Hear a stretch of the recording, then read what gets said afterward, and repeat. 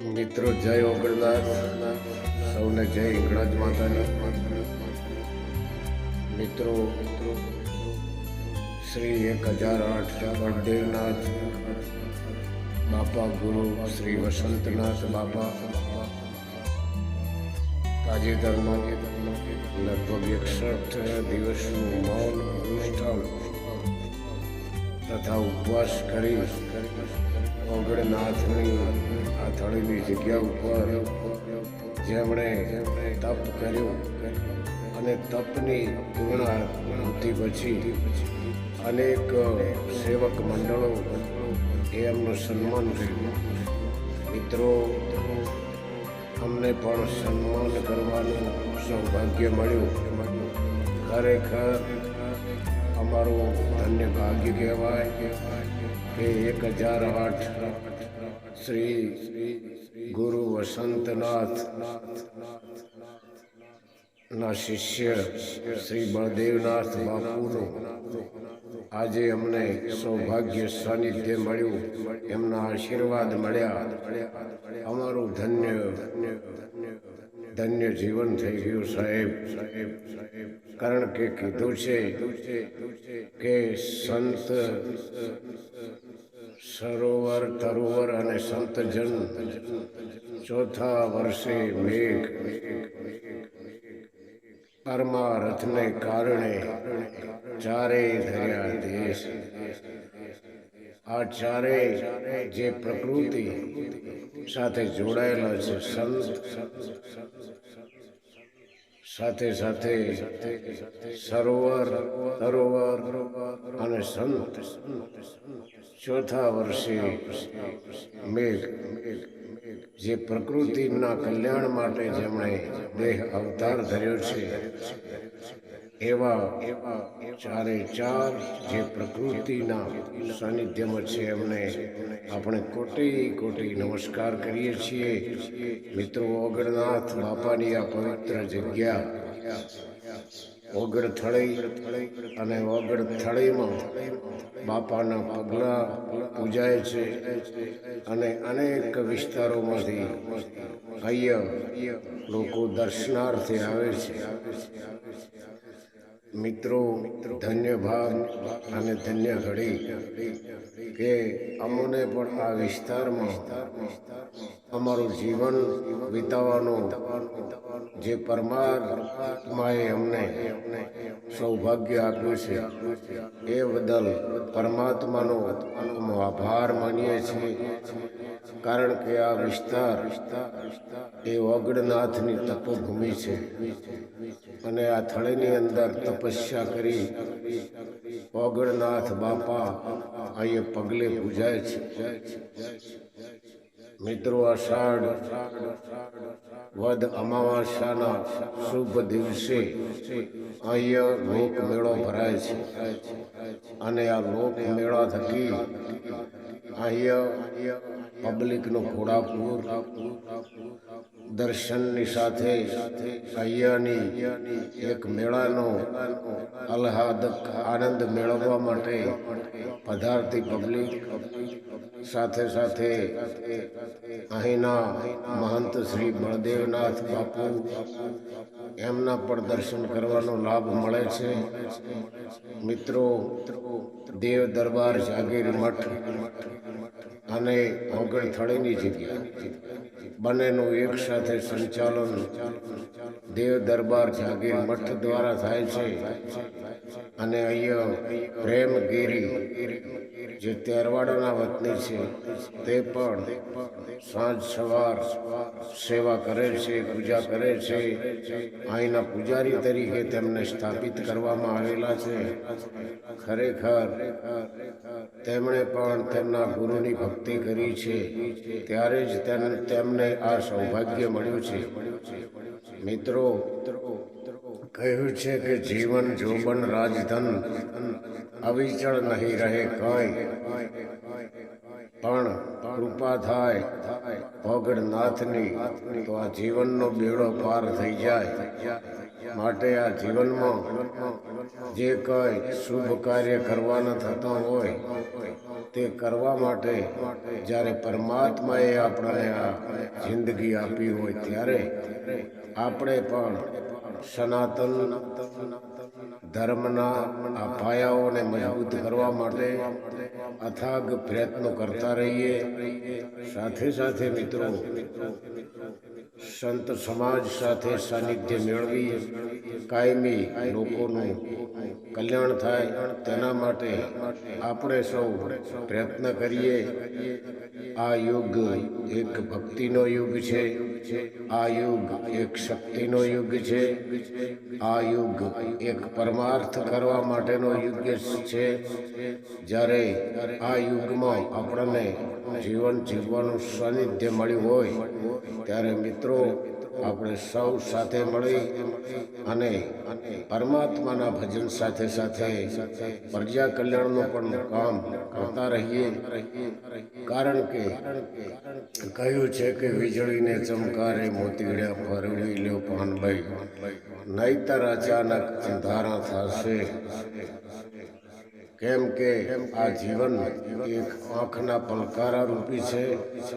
જેમ આંખનો પલકારો અને કેટલી વાર થાય છે તેમ આ જીવનનો અંત આવતા કઈ વાર થતી નથી.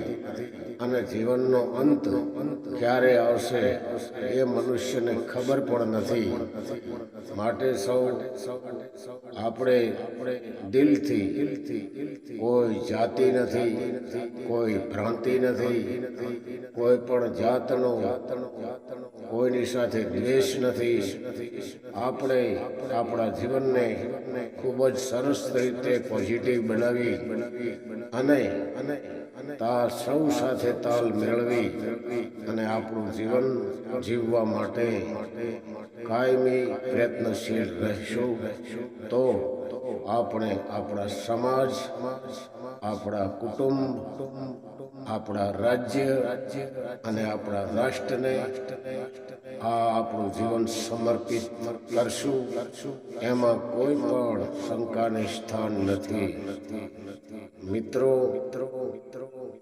કહ્યું છે કે સાથે સાથે જીવનમાં પોતાના મિત્રો પણ સારા રાખવા જોઈએ. કેમ કે સતી તોરલે કહ્યું છે કે મૂર્ખ મિત્ર નવ કીજીએ, મૂર્ખ મિત્ર નવ કીજીએ, એમાં બુદ્ધિ ભ્રષ્ટ થઈ જાય. મૂર્ખ મિત્ર નવ કીજીએ, એમાં બુદ્ધિ ભ્રષ્ટ થઈ જાય. એ સ્મરણ ભૂલાવે મારા નાથનો અને નક્કી નરકે લઈ જાય.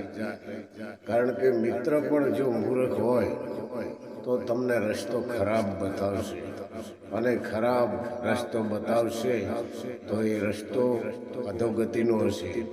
અને અધોગતિને રસ્તે આપણે જવું નથી. આપણે આપણા ગુરુએ બતાવેલા રસ્તે ચાલી આપણા જીવનને ધન્ય કરશું.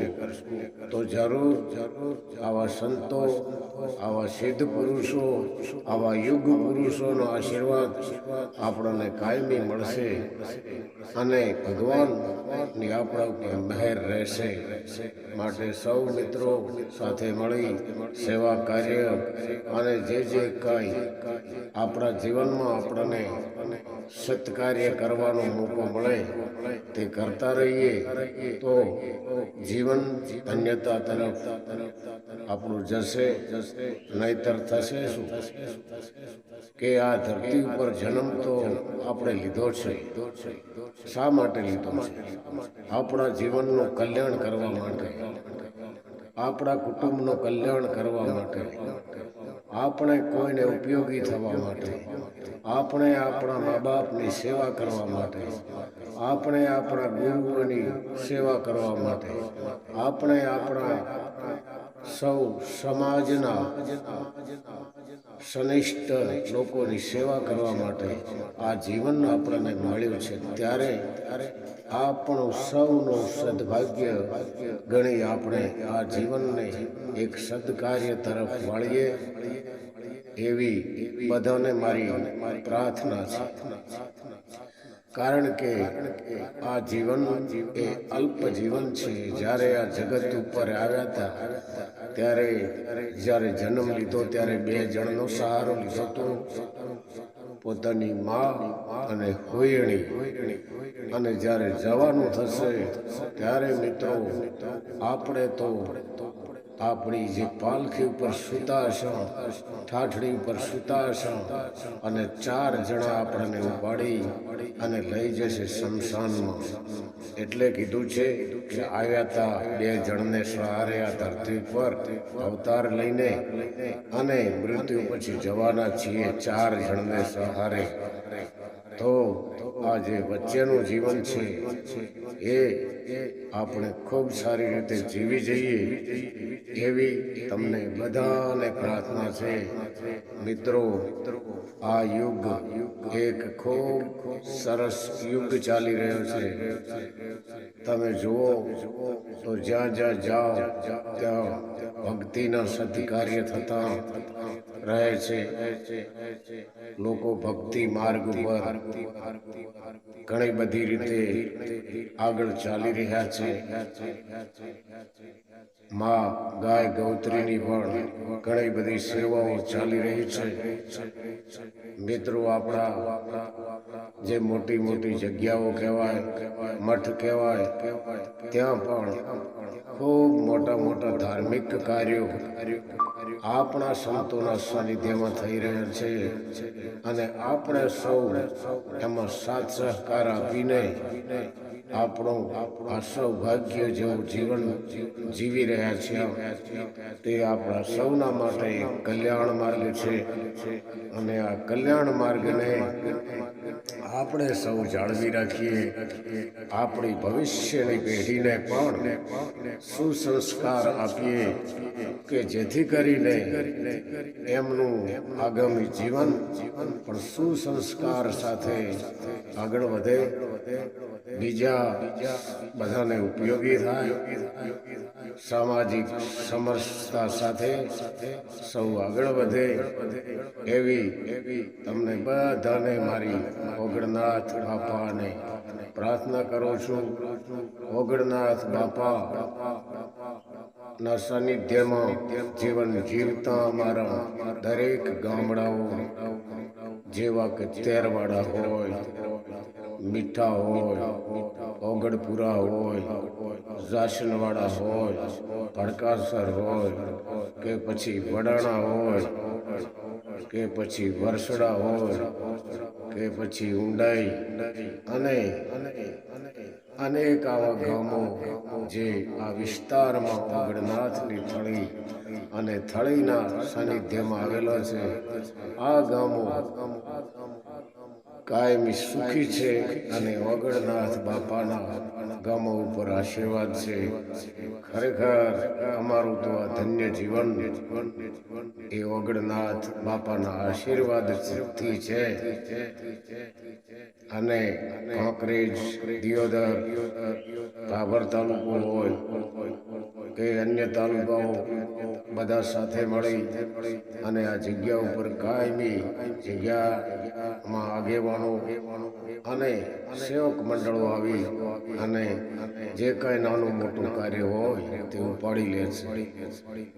બળદેવનાથ બાપા, ગુરુ વસંતનાથ બાપાના સાનિધ્યમાં તેમણે 61 દિવસનું અનુષ્ઠાન અહીંયા મૌન વ્રત અને ઉપવાસ કરીને વિતાવ્યું. ઓગણનાથ થળીની અંદર મિત્રો એમ કહેવાય છે કે જો તપ કર્યું હોય તો ઓગણનાથે કર્યું હતું.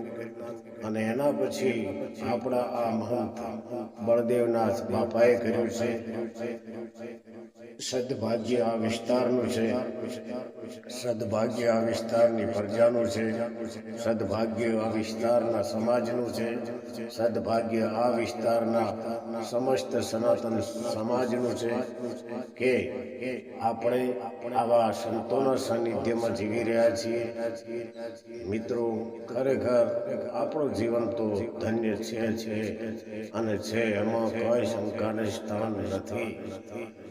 મિત્રો, આ એ પરમ પૂજ્ય બળદેવનાથ બાપા એમણે હિંગળાજ માતાના દર્શન પાકિસ્તાનમાં કર્યા છે અને પોતે પાકિસ્તાનનો પ્રવાસ કરી અને ત્યાં જે એમને કે ભેટ સોગાદો મળી હતી તે બધી જ ભેટ સોગાદો અને ત્યાંના હિન્દુ પ્રજા અને સમસ્ત પ્રજા માટે એમણે જે ભેટ પૂજા એ મને વાત કરતા હતા કે 30 લાખ રૂપિયા જેટલી ભેટ પૂજા એમને પાકિસ્તાનમાંથી મળી હતી અને એ 30 લાખ રૂપિયા એમણે હોસ્પિટલ બનાવવા માટે ત્યાંના મંડળને આપી દીધા. ખરેખર ધન્યવાદ છે અને આપણા સૌનું સૌભાગ્ય છે કે આવા ખૂબ એક યુગ પુરુષ, એમ કહેવાય કે ચમત્કારી પુરુષ અને જેમના આશીર્વાદથી જીવન ધન્ય થઈ જતું હોય, જેમના આશીર્વાદથી આ વિસ્તારને સુખ મળતું હોય, એવા બળદેવનાથ બાપાના ચરણોમાં લાખો લાખો કોટી કોટી પ્રણામ કરીએ છીએ. કારણ કે संत ना होते आ समाज में, संत ना होते इस संसार में, तो जल जल जात ये संसार. કેમ કે સંતો હોય તો જ આ સંસારમાં એમના શબ્દ પુષ્પોરૂપી ટાઢક આપે છે અને એ ઠંડક સત્સંગ રૂપી આ સમાજમાં જ્યારે પ્રસરે છે ત્યારે લોકોને સદબુદ્ધિ આવે છે, લોકો એમના સત્માર્ગે આગળ વધે છે, લોકો ધર્મના માર્ગે આગળ વધે છે, લોકો ખૂબ તેમનું સુશીલ જીવન જીવવા માટે આગળ વધે છે, લોકો તેમના સમાજને સુખી કરવા માટે આગળ વધે છે. આવા સદગુરુ રૂપી અને આવા એક મહાન સંત જ્યારે આપણાને મળ્યા હોય, એમનું સાનિધ્ય મળ્યું હોય, એનાથી મોટું વિશેષ આપણા જીવનનું એક ધન્યતાપૂર્વકની વાત કહીએ તો પણ કાંઈ એમાં શંકાને સ્થાન નથી. મિત્રો, આપણે આ સનાતન ધર્મ ના સૌ આપણે સભ્ય છીએ, અનુયાયીઓ છીએ.